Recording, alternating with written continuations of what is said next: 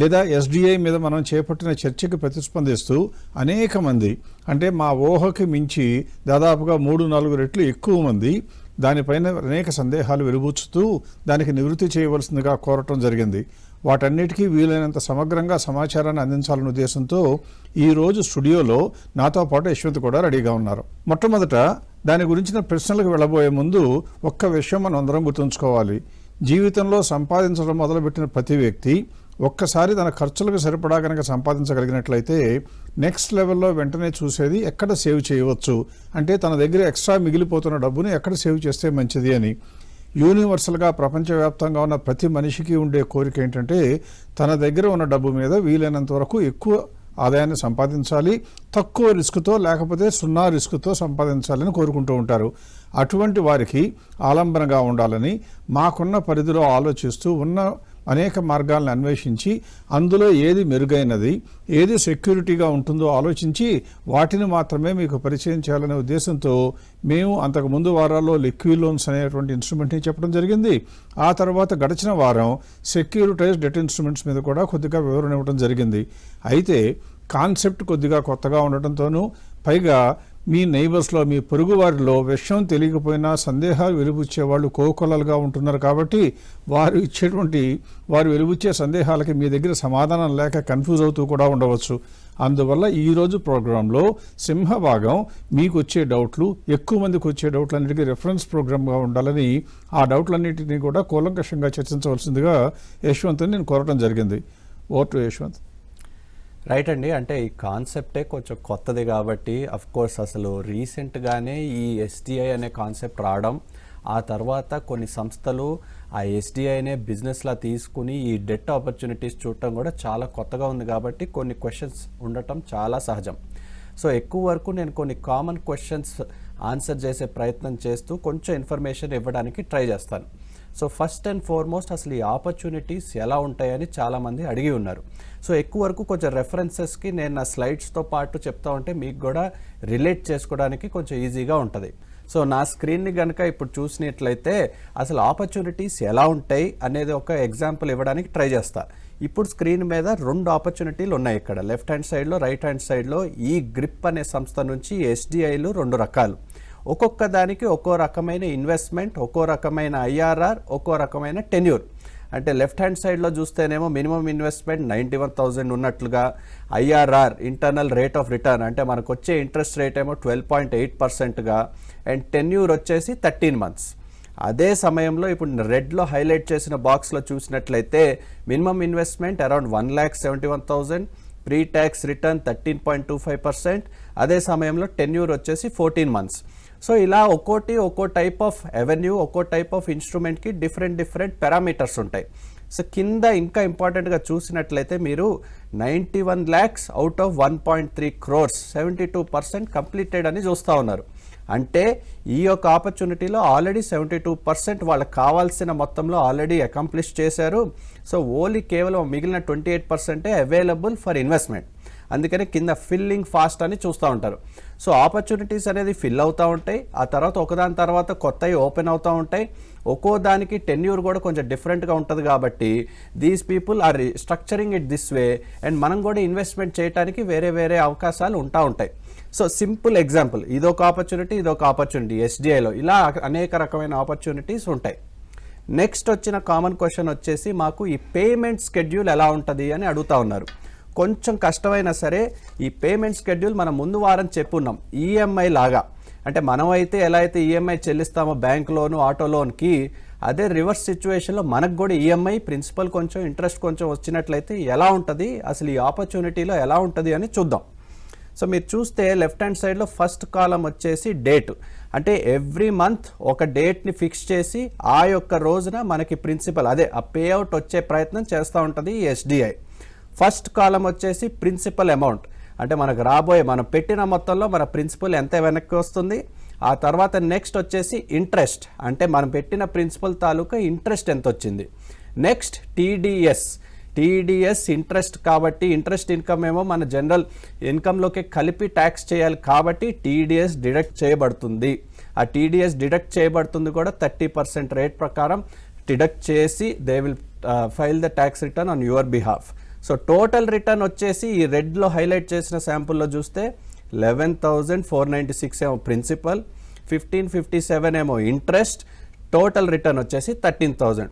అదే టీడీఎస్ని తీసేసినట్లయితే లాస్ట్లో చూపించినట్లు 12,587. ఇది నెల నెల వచ్చే అవుట్ ఫ్లోస్, అంటే మనం యాజ్ ఎ ఇన్వెస్టర్ మనకి ఎలా వస్తాయి మన క్యాష్ ఫ్లో అనేది ఇది ఒక ఎగ్జాంపుల్. ముందు చూస్తున్నాము రెడ్లో కూడా హైలైట్ చేసినప్పుడు 1,70,000 పెడితే ఈ 15-month టెన్యూర్లో నెల వచ్చే పేమెంట్స్ ఇలా ఉంటాయి. నెక్స్ట్ వచ్చేసి ఒక investor purview, investor portfolio dash board ఎలా ఉంటుంది అని కూడా మీరు అడిగారు. సో మేము యాజ్ వివేకం లాగా వివేకం కూడా ఈ యొక్క సంస్థలో ఇన్వెస్ట్ చేసే ఉంది. సో మన రిపోర్ట్లు ఎలా ఉంటాయని చూస్తే ఇందాక చెప్పినట్టుగా ఈ స్క్రీన్లో ఒక date 15th of the month is dedicated for payout. ఇప్పుడు వరకు April 15th ఒక పేఅవుట్ అయింది, May 15th payout, June 14th, July 15th. అంటే మొత్తం మీద ఈ యొక్క ఆపర్చునిటీస్లో 8 months పేఅవుట్ ఉంటే ఆల్రెడీ 4 months పేఅవుట్ అయిపోయినాయి. ఒక్కొక్క పేఅవుట్లో కూడా మీరు వెళ్ళి చూడగలుగుతారు. ప్రిన్సిపల్ తాలూకా ఎంత వచ్చేసింది మనకి వెనక్కి, ఇంట్రెస్ట్ ఎంత వచ్చింది, తద్వారా టీడీఎస్ ఎంత డిడక్ట్ చేసి నెట్ పేఅవుట్ ఎంత వచ్చింది కూడా చూపేందుకు చాలా సింపుల్గా మీకు మీరు ప్రజెంట్ చేసుకోవచ్చు, మీరు అర్థం చేసుకోవచ్చు మన యొక్క పోర్ట్ఫోలియోని చూసినట్లయితే. నెక్స్ట్ వచ్చేసి మోస్ట్ ఇంపార్టెంట్గా అసలు ఈ రిటర్న్ గురించి మాట్లాడారు కదా సార్, కానీ మనం రిటర్న్ ఏమో 13%, 12% ఐఆర్ఆర్ గురించి మాట్లాడుతున్నాం. అసలు అది ఎలా ఉంటుంది, ఆ ఫ్లో ఎలా ఉంటుందో ఒకసారి చూపించగలుగుతారా అన్నారు. సో ఈ ఒక్క ఎగ్జాంపుల్ స్లైడ్లో అసలు ఆ క్యాష్ ఫ్లో ఎలా ఉంటుంది, తద్వారా మన రిటర్న్స్ కూడా ఎలా ఉంటాయని చూపేందుకు ప్రయత్నిస్తాను. సో ఇక్కడ చూసినట్లయితే ఈ ఆపర్చునిటీలో ఫస్ట్ మోస్ట్గా 1,70,344 ఇన్వెస్ట్ చేసినట్టు, 15 నెలలు ఈఎంఐ లాగా మనకి వెనక్కొచ్చినట్లు, ఆ తర్వాత మొత్తం పేఅవుట్స్ అన్ని కలుపుని చూస్తే అరౌండ్ 1,82,000 పేఅవుట్ అయినట్టు చూస్తున్నాం. అంటే పెట్టిందేమో 1,70,344, వెనక్కొచ్చిందేమో 1,82,996. అంటే ఈ రైట్ హ్యాండ్ సైడ్ బాక్స్లో చూసినట్లయితే నెట్ రిటర్న్ ఎంత 7%, కానీ ఈ పక్క ఇన్స్ట్రుమెంట్ ఏం చెప్తుంది 13% ఇంట్రెస్ట్ ఇస్తుంది అన్నారు. అంటే అసలు ఆ 13% ఇక్కడేమో నెట్ పేఅవుట్ మొత్తం ఓన్లీ ఇన్కమ్ అవుట్పుట్ చూస్తేనేమో 7% ఉంది, ఏంటి డిఫరెన్స్ అని మీరు అడగాలి. ఆ డిఫరెన్స్ ఏంటి అంటే నెల మనకు పేఅవుట్ అయిపోతుంది కాబట్టి ఉన్న ప్రిన్సిపల్ తగ్గిపోతుంది కాబట్టి ఉన్న క్యాష్ ఫ్లో మీద వచ్చే రిటర్న్ అదే 13.45%.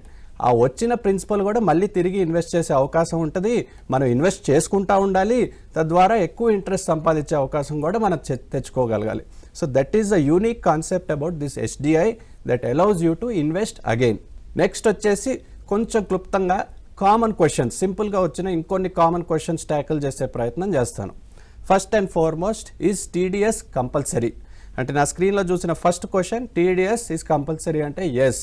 మీరు ట్యాక్స్ బ్రాకెట్లో లేకపోయినా టీడీఎస్ అనేది డిడక్ట్ చేయబడుతుంది, తద్వారా ఫైల్ అయిపోయింది. మీరు రిటర్న్ ఫైల్ చేసేటప్పుడు కావాలంటే ఆ రీఫండ్ని క్లెయిమ్ చేసుకోవచ్చు. But 30% is the TDS that is deducted by default because ఈ ఇన్స్టిట్యూషన్ ఇచ్చే ఇంట్రెస్ట్ ఇన్కమ్ ద్వారా వాళ్ళ కంప్లయన్స్ రిక్వైర్మెంట్ ప్రకారం చేయాల్సి వచ్చింది కాబట్టి టీడీఎస్ ఈజ్ కంపల్సరీ. అసలు ఈ ప్లాట్ఫామ్ ఏంటి? రెండో క్వశ్చన్. మనం ఇప్పుడు ఎంపానల్ చేసుకున్న ప్లాట్ఫామ్ పేరు గ్రిప్. ప్రసాద్ గారు కూడా టచ్ చేశారు. ఈ గ్రిప్ని కాస్త ఎక్కువ స్థాయిలో కొంచెం రీసెర్చ్ చేసి కొంచెం చూసినట్లుగా మేము కొంచెం ఎనాలిసిస్ చేసాం కాబట్టి ఈ గ్రిప్ గురించి, ఈ grip is one of the institutions offering SDI. ఈ ఇన్స్టిట్యూషనే కొంచెం కొత్తది అని అనుకోకుండా ఈ ఇన్స్ట్రుమెంట్ కొత్తది కాబట్టి ఈ ఇన్స్టిట్యూషన్ దాన్ని టెక్నాలజికలీ కేపబుల్గా చేయటం, పెద్ద మొత్తాలు పెద్ద లోన్స్ని డిస్పర్స్ చేసే కెపాసిటీకి ఆల్రెడీ ఎదిగిపోయింది.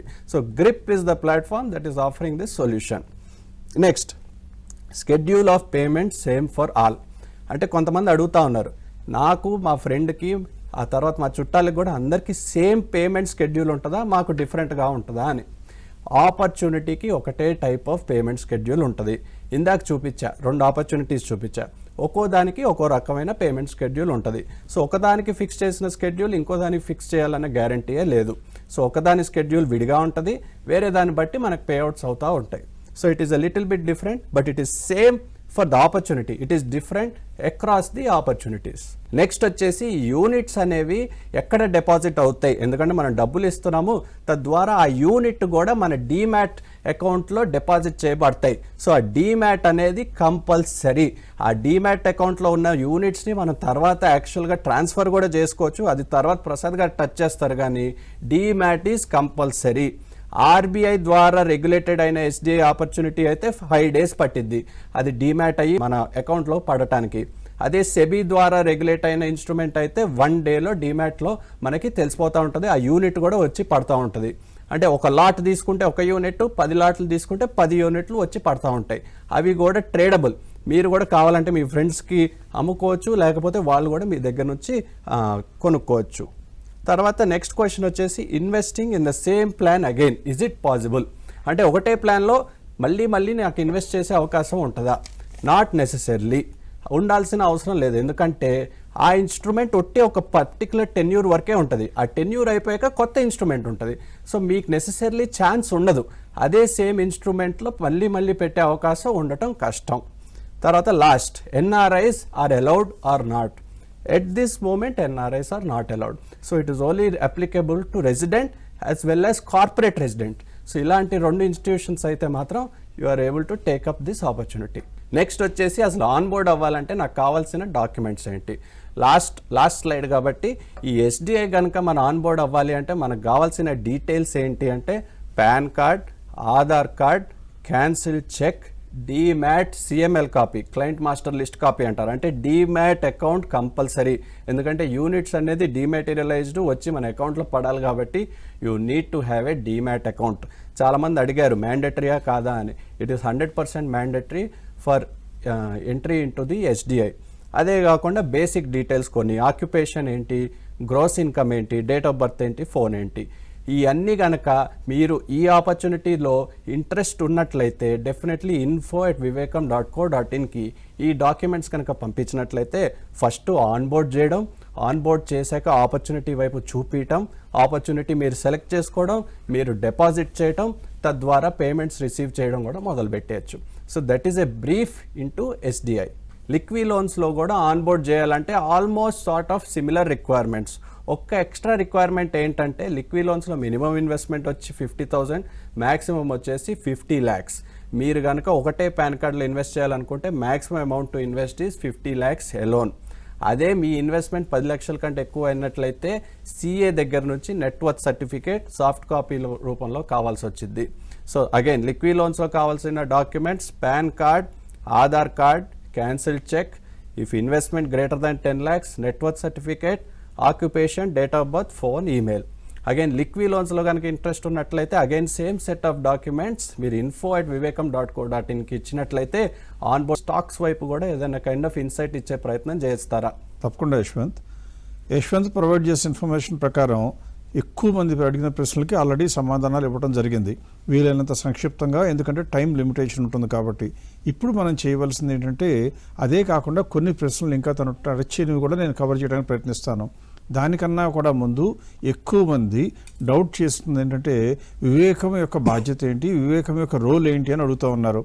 ఎప్పుడైనా సరే మీరు గుర్తుంచుకోవాల్సింది ఏంటంటే మీరు కనుక ఆన్ బోర్డ్ కావాలి అంటే లిక్విడ్ లోన్స్లోనైనా లేకపోతే దీనిలోనైనా ఇన్వెస్ట్ చేయాలంటే ఎవరో ఒకరు సహాయం అన్నా పొందాలి మీరు, లేదా మీ అంతటా మీరు డైరెక్ట్గానైనా చేసుకోవచ్చు. మీరు ఎవరి చేతనన్నా సహాయం పొందితే వారు మీకు సేవ చేసేంత మాత్రాన మీరు వారికి ₹1 చెల్లించడం అవసరం లేదు, మీ తరఫున కూడా వేరే వాళ్ళు ఎవరు చెల్లించడం అవసరం లేదు. అలాగే మీరు డైరెక్ట్గా ఆ సంస్థ దగ్గరికి లిక్విడ్ లోన్స్ కానీ గ్రిప్ కానీ వెళ్ళినా మీకు ఎంత ఇన్కమ్ వస్తుందో, ఒకవేళ ఎవరి సహాయం పొందినా కూడా అదే ఇన్కమ్ వస్తుంది. అందువల్ల ఇన్వెస్టర్ చేతుల్లో ఏ రకమైనటువంటి వ్యయ ప్రయాసాలు ఉండవనేది మొట్టమొదటి కావాలి. రెండవది, వివేకం ద్వారా వెళితే మాకు వచ్చే అడ్వాంటేజ్ ఏంటి, మీకు ఏదైనా ఇన్కమ్ వస్తుందా అంటారు. మాకు వచ్చే ఇన్కమ్ ఉంటుందేమో కానీ చాలా స్వల్పంగా ఉంటుంది. దాని గురించి ఆశపడో ఆలోచించో మీకు ఈ యొక్క ప్రపోజల్ తీసుకొద్దామనే ప్రయత్నం మేము చేయటం లేదు. ఎందుకంటే ఇందులో వచ్చే ఇన్కమ్ అతి స్వల్పం, కానీ మాకు వచ్చే తృప్తి మాత్రం చాలా ఎక్కువ. అందువలన చేయడం జరుగుతుంది. ఇందులో ఏం జరుగుతుందంటే మీరు ఎవరైనా సరే ఆన్ బోర్డ్ అయిపోయిన తర్వాత ఇన్వెస్ట్మెంట్ చేస్తారు. ఇన్వెస్ట్మెంట్ చేసేటప్పుడు ఒకవేళ లిక్విడ్ లోన్స్లో అయితే ఒకే రకమైన ఇన్స్ట్రుమెంట్ ఉంటుంది, కేవలం 3 నెలల, 6 నెలల, 9 నెలల, సంవత్సరమా లాకిన్ అనేది తప్పితే మీరు నిర్ణయించవలసిన అవసరం ఏమీ ఉండదు. గ్రిప్లో మాత్రం అంటే ఇటువంటి ప్లాట్ఫామ్లో మాత్రం ఎస్డిఐలో రకరకాల ఆప్షన్స్ ఓపెన్ అవుతూ ఉంటాయి కాబట్టి అందులో ఏది బెటరు అంటే ఫర్ ఎగ్జాంపుల్ 11% ఇన్కమే ఇస్తామని చెప్తే మీరు చూడగానే వద్దు అనుకుంటారు. కానీ కింద చూస్తే ఓన్లీ 4 monthsే టెన్యూర్ ఉందనుకోండి, మీకు కనుక 5 నెలలకో 6 నెలలకో డబ్బు అవసరం అయితే మీకు ఏది సూటబుల్, ఇదే సూటబుల్ అవుతుంది. 4 నెలల్లో డబ్బులు వస్తాయి కాబట్టి. అలా టెన్యూరు, అలాగే ఫిక్స్డ్ రేట్ ఆఫ్ రిటర్ను, వీటన్నిటికన్నా యశ్వంత్ ఒకటి మర్చిపోయింది ఏంటంటే, మీకు రకరకాల ఆప్షన్స్ చూపించేటప్పుడు పైన క్రెడిట్ రేటింగ్ అని కూడా చూపించడం జరిగింది. అంటే ఏ ఇన్స్ట్రుమెంట్కైనా సరే ఆ సంస్థ బిఫోర్ పబ్లిక్ ఇవ్వబోయే ముందు క్రెడిట్ రేటింగ్ చేయించడం కంపల్సరీ. అలా చేయించినప్పుడు పైన క్రెడిట్ రేటింగ్లో రకరకాల ఏజెన్సీస్ ఉంటాయి. ఇన్ రేటింగ్ అని, ఇక్రా అని, క్రిసిల్ అని రకరకాలు ఉంటాయి. వాళ్ళలో ఎవరో ఒకళ్ళ చేత ఇన్వెస్ట్మెంట్ని రేట్ చేయించి ఆ రేటింగ్ ఎంతో చెప్తారు. యూజువల్గా ఏ కానీ కనీసం BBB కన్నా తక్కువ వెళ్ళటం మంచిది కాదని మేము చెప్తూ ఉంటాం. అందువల్ల ఉన్న ఆప్షన్స్లో ఒకళ్ళు ఎవరైనా 15% ఇస్తాను అనగానే మీరు టెంప్ట్ అయిపోయి దాని వైపు వెళ్లకుండా, దానికి రేటింగ్ తక్కువ ఉంది కాబట్టి దానికన్నా మనం ఏ మైనస్ ఉన్న 13.25% బెటర్ అని చెప్పడానికి వీలవుతుంది. ఒకటి. రెండవది, ఒకవేళ మీరు ఇన్వెస్ట్ చేసిన తర్వాత ఫ్యూచర్లో మీకు ఏదైనా ఇబ్బందులు ఎదురైతే మీరు కనుక వారిని సంప్రదించాలి అంటే మీరు ఆ సంస్థలో ఉన్న కొన్ని వేల మందిలో ఒక్కళ్ళే అవుతారు. కాబట్టి మీ యొక్క మాటకి ఎంత చెల్లుబాటు అవుతుంది, ఎంత అటెన్షన్ ఇస్తారు, ఎంత ఇంపార్టెన్స్ ఇస్తారు అంటే మీకే వదిలిపెడుతున్నాను ఆలోచించుకోవడానికి. కానీ అదే కనుక మాలాంటి సంస్థలోని కనుక సహాయం చెంది కనుక మీరు అందులో ఇన్వెస్ట్ చేసి ఉన్నట్లయితే, మా దగ్గర కొన్ని వందలో వేల మందో ఉంటారు కాబట్టి ఇన్వెస్ట్ చేసిన వాళ్ళు, మేము ఒక్క మాట బ్యాడ్గా చెప్తే ఆ సంస్థ యొక్క క్రెడిబిలిటీ దెబ్బతింటుంది. కాబట్టి 100కి 100 పాళ్ళు మేము అడిగిన దానికి వీలైనంత త్వరగా సందేహ నివృత్తి చేయడానికి ప్రయత్నించక తప్పనిసరి పరిస్థితి. ఒకవేళ వాళ్ళు అప్పటికీ ప్రయత్నించకపోతే వారి మీద కంప్లైంట్ ఇవ్వడానికి కానీ వారి మీద యాక్షన్ తీసుకోవడానికి కానీ అవసరమైనటువంటి కెపాసిటీ ఉన్న సంస్థ కాబట్టి మా మాటకి విలువ ఎక్కువ ఉంటుంది. అంతగా తప్పితే ఫైనాన్షియల్గా బెనిఫిట్ అనేది ఉంటుందని మాత్రం ఉండదు. ఎట్టి పరిస్థితుల్లో కూడా మీరు ఆలోచించవలసింది, మీకు ఇన్కమ్ తగ్గి వేరే మనిషి కనుక వెళ్తున్నట్లయితే అప్పుడు మీరు ఆలోచించాలి వారికి ఎందుకు అని. అలా మీ ఇన్కమ్ తగ్గకుండా కనుక వచ్చినట్లయితే దాని గురించి ఆలోచించడం మీకేం ఉపయోగపడదు. అది ఒక కారణం. ఇంకొకటి చెప్పవలసింది ఏంటంటే, ఇంట్రెస్ట్ TDS గురించి చాలామంది సంకోచిస్తూ ఉంటారు. TDS కట్టగానే ఏదో మన ఆస్తి అంతా పోయినట్టు. మీరు గుర్తుంచుకోవాల్సింది ఏంటంటే, మీరు కనుక ₹1,00,000 బ్యాంకులో పెడితే వాళ్ళు నెల నెలా వడ్డీ ఇస్తుంటే వడ్డీ వరకే ఇస్తారు. అంటే మీకు వచ్చే క్యాష్ ఫ్లో ఎంత, ఏదో కొంత 6% 8% లెక్కేస్తే నెల నెలా వడ్డీ మాత్రమే వస్తుంది. ఇందులో మీ ప్రిన్సిపల్ అమౌంట్ కూడా వస్తుంది. అంటే మీ బ్యాంక్ అకౌంట్లోకి వచ్చే క్యాష్ ఎక్కువ, మీ తరఫున TDS గవర్నమెంట్కి కట్టేది కూడా ఉంది. ఆ కట్టింది 1 సంవత్సరం అయిపోగానే మనకేమొస్తుంది, రిటర్న్ ఫైల్ చేస్తే రీఫండ్ కూడా ఆటోమేటిక్గా వస్తుంది. అందువల్ల TDS ట్యాక్స్ డిడక్టెడ్ సోర్స్ అనేది మీరు మీ చార్టర్డ్ అకౌంటెంట్ని కానీ మీ యొక్క సలహాదారుని కనుక అడిగినట్లయితే వెంటనే చెప్తారు, అది మీ తరఫున బ్యాంకులో డిపాజిట్ చేసిన దాంతో సమానం అండి అని. ఒక్కటే తేడా, వడ్డీ రాదు దానిపైన. మనం కట్టే TDS మీద వడ్డీ రాదు తప్పితే otherwise everything is safe. So అది ఒక మార్గం. రెండవది, ఎప్పుడు కూడా ఏమంటారంటే, మాకు వస్తుంటే ఇలా మధ్య మధ్యలో డబ్బులు వచ్చేస్తుంటే మేము ఎక్కడ ఇన్వెస్ట్ చేసుకుంటామంటే మాకు గుర్తుండదు కదండి అంటారు. అందుకే మీకు మాలాంటి సంస్థలతో అవసరం ఉన్నట్లయితే మీకు వచ్చిన ప్రిన్సిపల్ ఒక 50,000, ఒక 3,000 ఇంట్రెస్ట్ వచ్చింది అనుకోండి, 3,000 మీ అవసరాలకు వాడుకునే ఒక యూనిట్లో ఆ ₹50,000 తిరిగి పేమెంట్ వస్తే, అలా ₹50,000 ఆ సంవత్సరంలో ఆ నెలలో ఉన్నటువంటి ఏ ఆప్షన్స్ ఓపెన్ ఉన్నాయో కనుక్కుని అందులో ఇన్వెస్ట్ చేసుకుంటూ పోతుంటే మీకు కంటిన్యూస్గా 13% ఇన్కమ్ వచ్చే అవకాశం ఉంటుంది. అది గ్రిప్లో వచ్చేటువంటి ఛాన్స్. తర్వాత SDIs అనేది ఇప్పుడు కొత్తగా వచ్చాయా అంటే కొత్తగా మార్కెట్లోకి వచ్చాయి. కానీ దీన్ని ప్రభుత్వం ఎప్పుడో ముందు చూపుతో పరిశీలించి పరిగణించి పర్మిషన్ కూడా ఇవ్వడం జరిగింది, దాదాపుగా 10 సంవత్సరాల క్రితమే. కానీ దురదృష్టవశాత్తు ఇందులో మార్కెట్లో యాక్సెప్టబిలిటీ ఉంటుందో లేదో తెలియక ఏ సంస్థ దీన్ని తీసుకోవడానికి ముందుకు రాలేదు. ఇప్పుడు ఈ సంస్థ వచ్చింది కాబట్టి ప్లాట్ఫామ్ మనందరికీ అందుబాటులోకి వచ్చింది. మనందరం కూడా కొద్ది గొప్ప సంపాదించుకోగలుగుతున్నాం. ఇక్కడ మీకు స్టాటిస్టిక్ చెప్పాలి. ఈ మధ్యనే నిన్నగాక మొన్న రిజర్వ్ బ్యాంక్ గవర్నర్ గారు ఒక అనౌన్స్మెంట్ చేశారు. ఏమని, దేశంలో బ్యాంకులకి డిపాజిట్లు సేకరించడం కష్టతరంగా మారుతున్నది అని చెప్పారు. సరిగ్గా ఆ మాటకి ఒక్కరోజు ముందే జరిగింది ఏంటంటే, బ్యాంకుల దగ్గర 2,78,000 కోట్ల రూపాయలు, 2,78,000 కోట్లు అంటే 2,78 ట్రిలియన్ డాలర్స్ అంటాం. అంటే 275 లక్షల కోట్ల రూపాయలు ఎక్సెస్ లిక్విడిటీ ఉంది బ్యాంకుల్లో. అంటే అర్థమేంటి, డిపాజిట్లు చాలా వచ్చినాయి. కానీ రాబోయే రోజుల్లో రిజర్వ్ బ్యాంక్ గవర్నర్ గారు చెప్పేది ఏంటంటే, ఇలా ఆల్టర్నేటివ్గా గ్రిప్ లిక్విడ్ లోన్స్ రావటం మూలంగా బ్యాంకులు డిపాజిట్ రేటు పెంచితే కానీ డిపాజిట్లు వచ్చేట్లుగా లేదు అని చెప్పారు. ఎందువలన చెప్పారు అంటే, ఈక్విటీస్లోకి వెళ్ళనక్కర్లేదు, బ్యాంకుల్లోనే కాకుండా ఫిక్స్డ్ ఇన్కమ్ వచ్చే ఆప్షన్స్ వేరే కూడా ఓపెన్ అయ్యి కూడా చెప్పడం ఉద్దేశం. అందువల్ల మనందరం కూడా గమనించాల్సింది ఏంటి, మనకి అంది వస్తున్న అవకాశం ప్రతిదాని మీద అనుమానంతో చూద్దామా, లేక దాని గురించి కూలంకషంగా నేర్చుకుని దాని ద్వారా లాభపడదామా అనేది మీ యొక్క డిస్కషన్కే వదిలిపెడతాం తప్పితే మేము ఫోర్స్ చేయడం అనేది మాత్రం ఉండదు. ఫైనల్గా ఇంకొక పాయింట్ కూడా చెప్పాలి. ఒకవేళ కనుక మీరు డబ్బులు ఇన్వెస్ట్ చేసి సెక్యూరిటైజ్ డెట్ ఇన్స్ట్రుమెంట్లో ఇన్వెస్ట్ చేసి ఒక 15 months టెన్యూర్కి తీసుకుని 3 months తర్వాత కనుక పొరపాటున మీకు ఎమర్జెన్సీ వచ్చి కనుక డబ్బు అవసరమైందనుకోండి, దాని పరిస్థితి ఏంటండి అంటారు. ఈ సెక్యూరిటైజ్ డెట్ ఇన్స్ట్రుమెంట్స్ ఏవైతే సెబీ ఓవర్వ్యూ చేస్తూ ఉంటుందో అవన్నీ కూడా మార్కెట్లో లిస్టు కాబడతాయని కూడా మేము లాస్ట్ వీక్లో చెప్పడం జరిగింది. అవి ట్రేడింగ్కి పరిమాణం ఎక్కువగా ఉండదు కాబట్టి మీకు రేట్లు కనపడకపోవచ్చు. కానీ ఒకవేళ కనుక మీకు 13% ఇంట్రెస్ట్ వస్తుంది అనుకోండి, మనకి ఈ రోజున అవసరం కనుక అయినట్లయితే కొద్దిగా తక్కువ కొయినా అమ్ముకోవడానికి రెడీగా ఉంటాం. కాబట్టి మీరు కనుక ఒక సంస్థ ద్వారా కనుక ట్రాన్సాక్షన్ చేసి ఉన్నట్లయితే ఆ సంస్థకి ఇంకో 2-3% పోయినా పర్లేదు, నాకు క్యాష్ అర్జెంటుగా కావాలి అంటే ఆ కొనుక్కునే వ్యక్తికి మేము చెప్పడం మూలంగా ఏం జరుగుతుంది, మామూలుగా వచ్చే 13% ఈ యొక్క ఇండివిజువల్ డబ్బు అవసరమై మధ్యలో అమ్ముకుంటున్నారు కాబట్టి ఇంకో 2-3% నష్టపోవడానికి రెడీగా ఉన్నారు అంటే ఆయనకి దాదాపుగా 16% వడ్డీ వస్తుంది. అలా ఎప్పుడైతే అవకాశం కనపడుతుందో మీలో మీరు, బహుశా మీ స్నేహితుల్లో కూడా కొందరు మీ యూనిట్లనే కొనుక్కోవడానికి ముందుకు వచ్చే అవకాశం ఉంటుంది. అందువల్ల లిక్విడిటీ అనేది దాదాపుగా ఇబ్బంది ఉండదు అని నమ్మచ్చు. దీనితో ఈ ఎస్డిఐ గురించి చర్చను ముగించి ఈక్విటీస్ వైపు దృష్టి పెడదాం. ఎస్డిఐ గురించి చర్చించిన మనం ఇంకొక విషయం లిక్విడ్ లోన్స్ గురించి కూడా తెలుసుకోవాలి. లిక్విడ్ లోన్స్లో వడ్డీ తక్కువ వస్తుందేమో కానీ టీడీఎస్ ఏమాత్రం ఉండదు. ఎందుకంటే మనం ఇచ్చే డబ్బు 100 మందికి పంచబడుతుంది కాబట్టి అందరూ చెల్లించవలసిన వడ్డీ చిన్న చిన్న అమౌంట్లు కాబట్టి టీడీఎస్ ఉండదు. అది ప్రేక్షకులు గమనించవలసిందిగా కోరిక. ఇప్పుడు ఈక్విటీస్ వైపు ఒక దృష్టి పెట్టి ఒక చిన్న కాన్సెప్ట్ని తెలుసుకుందాం. ఆల్రెడీ ఫెయిర్ వాల్యూ గురించి చర్చించడం జరిగింది. గ్రోత్ ఉన్న కంపెనీలే కొనుక్కోవాలని చెప్పడం కూడా జరిగింది. ఈ రోజు మనం వెళ్ళేటటువంటి అంశం ఏంటంటే గ్రోత్ ఉన్న కంపెనీల్లో ఏది కొనుక్కోవాలి అంటే మనం బ్రీఫ్గా ఏం చెప్పాము, ఫెయిర్ వాల్యూకి మార్కెట్ వాల్యూకి గ్యాప్ చూసి అన్నిటికన్నా గ్యాప్ ఎక్కువ ఉన్నది కొనుక్కోవాలి అని చెప్పాను. ఇప్పుడు మీరు నా స్క్రీన్నే కనుక ఒకసారి చూసినట్లయితే ఎగ్జాంపుల్గా మీకు 16 January 2004 నేను చూసింది ఏంటి, అప్పటికి రిజల్ట్స్ వచ్చినా రాకపోయినా మొత్తం ఉన్న అవకాశాల్లో మంచివి ఏంటో చెప్పండి అంటే ఇలా 10 కంపెనీలు చెప్పడం జరుగుతుంది స్క్రీన్ పైన. మీరు అది చూసినట్లయితే ఎక్స్పెక్టెడ్ గ్రోత్ 100%, 100%, 96 ఇలా క్రిందకు వెళ్తూ కనపడింది. అంటే మ్యాక్సిమం అవకాశాలు ఉన్న కంపెనీలని చూపించిన తర్వాత మనం తెలుసుకోవాల్సింది ఏంటంటే అందులో కూడా కొన్ని ఎన్ఎస్సిలో కనుక లిస్టు కాకపోతే కొనకూడదు నిర్ణయించుకోవడం మంచి పద్ధతి. అలాగే కేవలం గ్రోత్ స్టాక్స్ మాత్రమే నమ్ముకుందాం. నెక్స్ట్ ఇంకొకటి ఏంటంటే చిన్న చిన్న కంపెనీలు కొని ఇరుక్కుపోకుండా మార్కెట్ క్యాప్ 1000 కోట్ల కన్నా పైన ఉంటేనే కొనుక్కుందాం. నెక్స్ట్ మనం చేయవలసింది, మీరు పెట్టే అమౌంట్ కనుక 1 లక్షల్లో ఉంటే, 1 లక్షలైనా 5 లక్షలైనా 10 లక్షలు ఉంటే కనీసం 10 స్టాక్లు కొనుక్కుంటూ ఒక్కొక్క స్టాక్లో 10% వరకే ఇన్వెస్ట్ చేద్దాం.